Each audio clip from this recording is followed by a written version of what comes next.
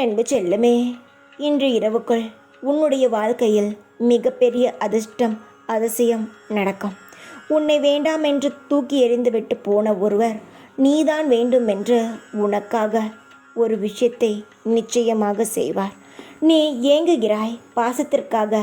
நம்முடைய பாசம் நமக்கு திரும்ப கிடைக்குமா? நம்மை விட்டு போனவர்கள் திரும்பவும் நம்மிடம் வருவார்களா? நம் செய்தது தான் தவறா? அதனால்தான் நம்முடைய வாழ்க்கையில் இவ்வளவு பெரிய பிரிவா? இப்படியெல்லாம் யோசிக்கிறாய். நீ செய்ததோ இல்லை அவர் செய்ததோ யார் செய்ததோ கிடையாதா, காலம் செய்ததோ.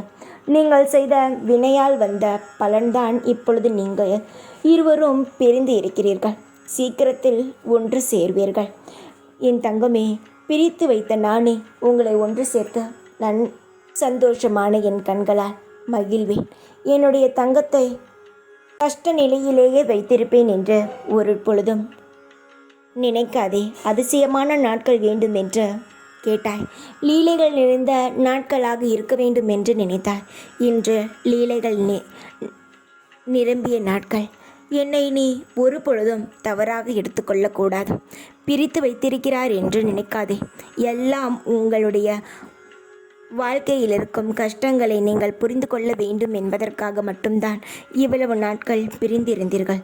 சீக்கிரத்தில் ஒன்று சேர்ந்து உங்கள் வாழ்க்கையில் நீங்கள் நினைத்தது போல் சகலமும் பெற்று ஐஸ்வர்யங்களுடன் நீங்கள் திருப்திகரமான வாழ்க்கைக்குள் நுழைவீர்கள். இது சத்தியம். எந்த ஒரு தடங்களும் இல்லாமல் உன் வாழ்க்கையில் அமோகமான எதிர்காலம் இருக்கிறது. அதனால் கவலைப்படாதே. இன்று விடிந்துள்ள விடியல் உனக்கானதாக நினைத்து காத்திரு. சீக்கிரத்தில் உனக்கு ஒரு அற்புதம் நடக்கும்.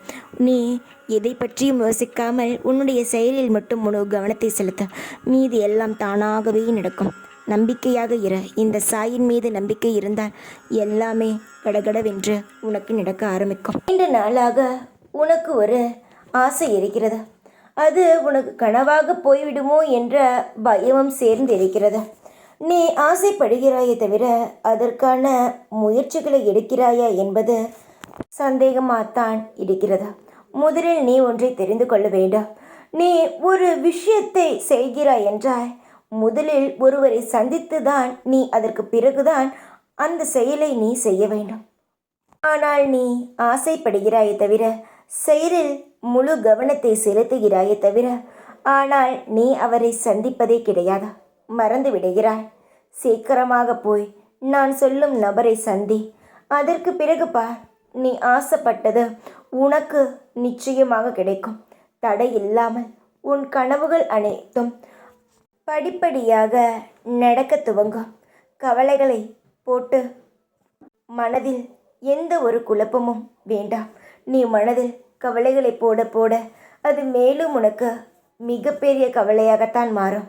அதனால் கனவு காண்டு உன்னுடைய ஆசைகளை நீ செய்யும் பொழுது எந்த ஒரு காரியமாக இருந்தாலும் எதுவாக இருந்தாலும் முதலில் நீ சந்திக்க வேண்டிய ஒரு நபர் பிள்ளையார்.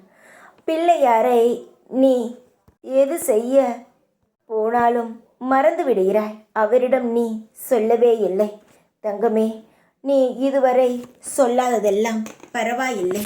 இதற்கு பிறகாவது உன்னுடைய ஆசைகளையும் உன்னுடைய கனவுகளையும் அவரிடம் போய் சொல்.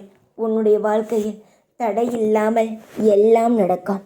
உனக்கு தான் ஒரு நல்ல வழி. தங்கமே, நான் தாயும் தந்தையுமாக இருந்த அனைத்திற்கும் உதவி செய்வேன். வழியும் காட்டுவேன். நீ அதன்படி நடந்தால் உன்னுடைய அனைத்து பிரச்சனைகளும் மாறி உன்னுடைய ஆசையை நீ நிச்சயமாக அடைவாய். தைரியமாக இரு. எப்பொழுதும் முன்கூடவே இருப்பேன் நான். ஓம் சாய்ராம்.